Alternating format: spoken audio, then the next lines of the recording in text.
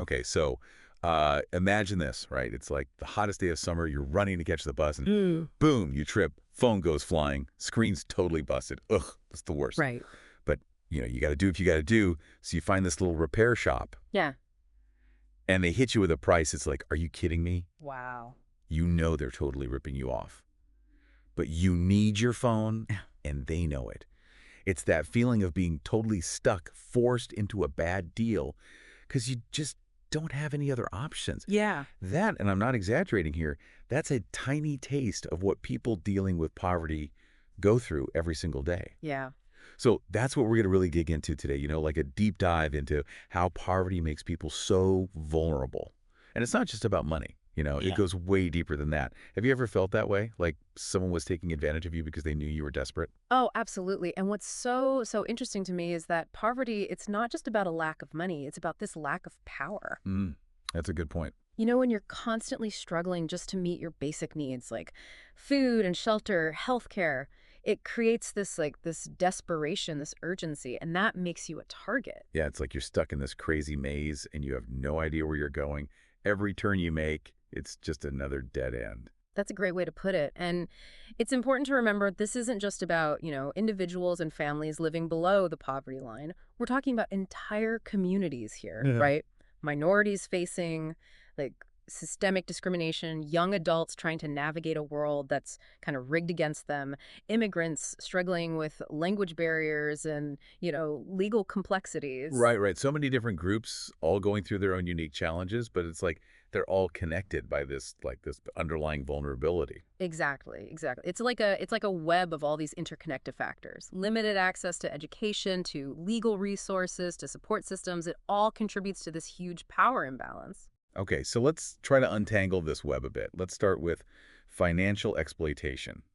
I think everyone's heard of payday loans, but I bet most people don't really get how predatory they actually are. Oh, for sure. Think of it like this, okay?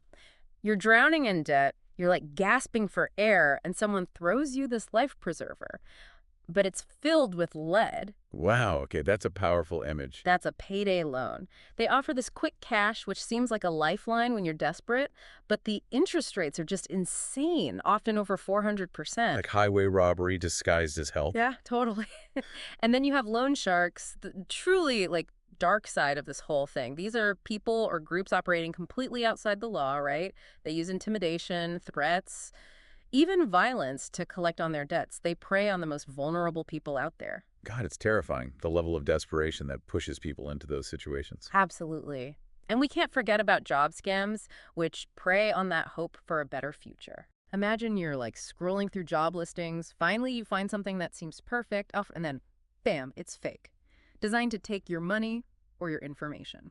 It's heartbreaking. And it's not just, like blatant scams. Think about those too good to be true deals, Uh-huh. counterfeit products, shoddy services. A lot of times those target low-income communities specifically. Yeah, you're right. It's because they're seen as easy targets, people who are desperate for a deal and, maybe less likely to complain or take legal action. It's like they're being punished for being poor. Yeah. But it goes beyond just like shady financial stuff. Mhm. Let's talk about wage exploitation. That's something that's often hidden in plain sight. Have you ever heard the term wage slavery? Yeah, yeah. It's a really powerful term because it really captures what so many people experience. Working these long, grueling hours and sometimes dangerous conditions for wages that barely cover the bills. They're trapped, essentially forced to accept whatever they can get because they don't have any other options. And because they're so desperate for any income at all, they're often too scared to speak up, to ask for better treatment, because they might lose their job. Right, exactly. And to make things even worse, a lot of these exploitative jobs don't offer any benefits at all. No health care, no paid time off, no retirement plan. It just keeps people in this constant state of financial instability. Like they're always just one unexpected expense away from disaster. Exactly. One car repair, one medical bill. It's like the system is designed to trap them in this cycle of poverty and exploitation. Yeah. And it's not just the money, is it? Social exploitation plays a huge role too. Oh, absolutely. Poverty often becomes like a mark of shame, which leads to discrimination and prejudice and everything from healthcare to housing to just how people treat you on the street. It's like there's this invisible barrier between those who are seen as worthy and those who are seen as undeserving. Yeah, exactly. And speaking of housing, think about the conditions many people in poverty are forced to live in. Substandard housing, leaky roofs, mold infestations, all while these predatory landlords are making tons of money. Ugh, it's awful. And in the worst cases, this desperation, this vulnerability, it can push people into truly horrible situations. Human trafficking, forced labor, basically modern-day slavery. It's scary how easily human dignity can be trampled on when people are deprived of the basics and stripped of their power. Yeah, it's a lot. And honestly, it's making me feel a little, I don't know, hopeless. I get that. I totally get that. It's understandable to feel that way. But it's important not to let ourselves fall into despair because even though the challenges are huge, there are also these glimmers of hope, glimmers of resistance, and most importantly, there are solutions that can help break this cycle. Okay, I need to hear about these solutions because right now it feels like we're just scratching the surface of a really, really deep and disturbing problem. Yeah, it can be pretty overwhelming, no doubt. But, the first step to fixing any problem is understanding it, right? Right. That's what we're doing here, shining a light on these dark corners so we can, start to figure out how to get out. Okay, so where do we even begin with something this big? Well, I really think education is the most powerful tool we have. Hmm. Not just like, going to school, but knowledge about your rights, financial literacy, how to spot a scam. Those are the tools that can really give people the power to protect themselves. Yeah. Yeah, it's like giving someone a map and a compass instead of throwing them into the maze. Exactly, exactly. And just imagine if we made financial literacy a core part of, our education system, Yeah. teaching kids about budgeting, credit scores, how to avoid these predatory lenders. It could change everything. That's a great point. But what about people who are already caught in this web of exploitation? Education's great, but it doesn't put food on the table today. Right, and that's where stronger legal protections come in. Raising the minimum wage so people can actually afford to live, Hmm. enforcing wage theft laws so employers can't get away with stealing from their workers, regulating those predatory lenders that, take advantage of people who are vulnerable. Those are all essential. I hear you, but don't some people argue that raising the minimum wage actually hurts businesses and leads to job losses? Yeah, that's a common argument. But you know what? Studies have shown over and over again that a modest increase in the minimum wage can actually boost the economy. Really? Yeah, because when people have more money to spend, they spend it, right? And that creates demand and that creates jobs. It's about finding that sweet spot, that balance, Hmm. supporting businesses, but also making sure that workers are treated fairly. So it's not just about individual responsibility, it's about creating a system that doesn't allow for this kind of exploitation in the first place. Exactly. Leveling the playing field, Yeah. making sure everyone has a real chance at a decent life. And that also means providing access to legal resources for people who have been wronged.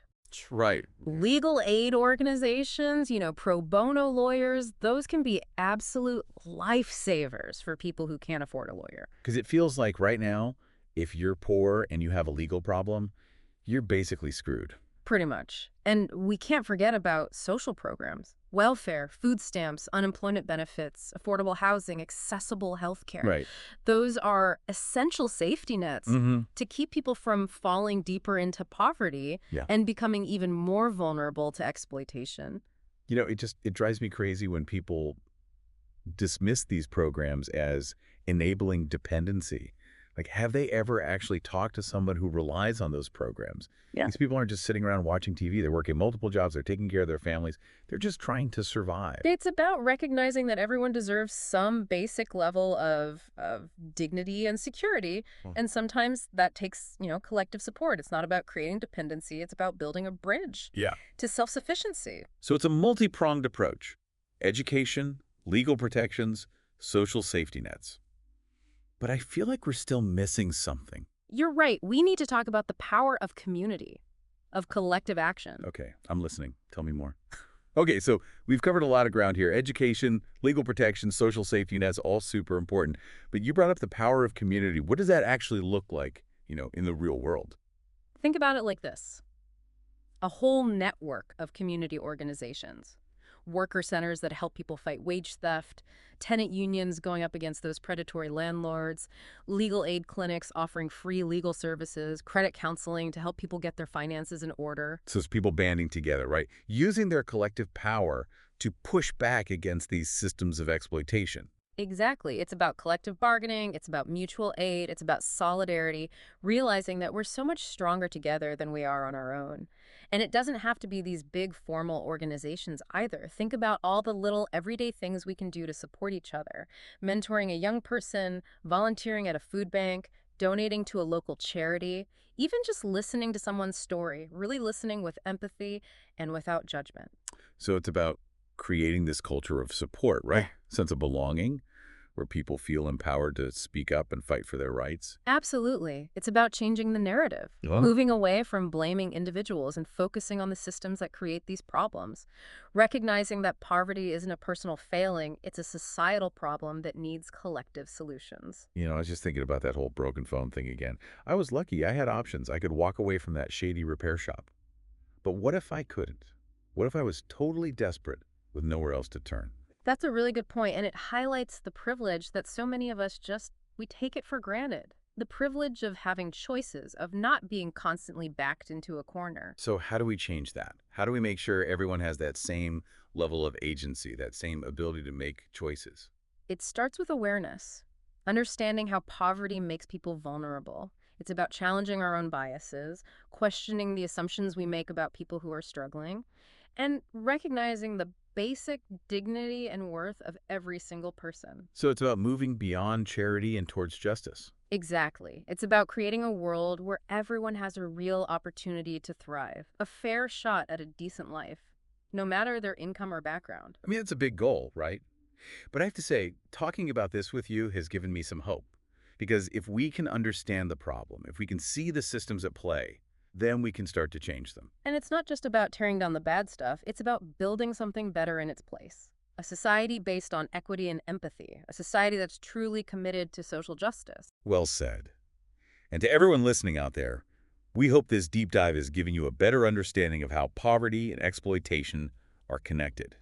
It's heavy stuff, but we've also seen signs of hope, incredibly resilience, and most importantly, real steps we can all take to make a difference. Remember, you're not alone in this fight. There are so many amazing people and organizations working to create a more just world.